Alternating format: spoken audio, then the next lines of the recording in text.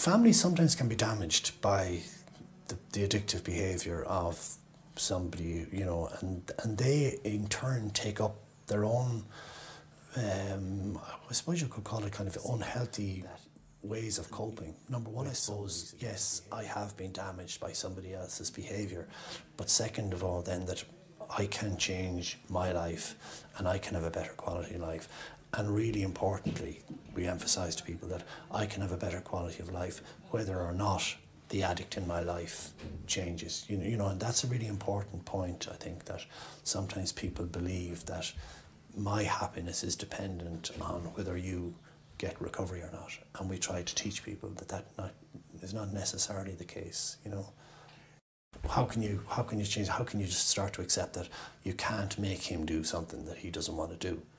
So can you try to see how can you live with that? Like, and how do you react to it? And you know, well, what would be different? How could you react differently? You know, and it's, you know, it's sometimes it's a question that people find very hard to answer.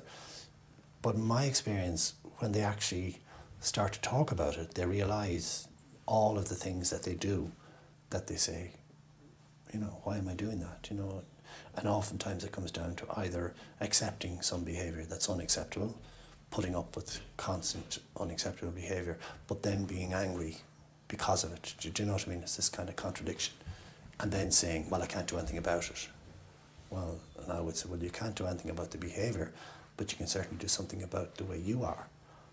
Sometimes the person who's not the addict gets the brunt of the anger from the children. That's quite common. We would often see that, you know. And what we try to help people to see in that is it's probably because of their behaviour. Do you know what I mean? When I say that sometimes people take on unhealthy behaviours as a way of coping with somebody else's addiction, you know, if, like for instance, if I'm constantly angry, if I'm constantly, you know, giving out about my partner who's drinking or using drugs, but you know, but I'm coming across as the angry one all the time, and maybe the person who's addicted is coming home full of the joys, taking the kids to McDonald's, spending the money. So sometimes in a child's eyes, it's reversed. You know, the spouse who's not the addict is the one who's always in bad form and never happy. You know, and that's quite sad. And again, what we try to do is to help people to see, look, if you make the changes in yourself and you see that you can have a better quality life and that, you know, maybe this is not the way to cope,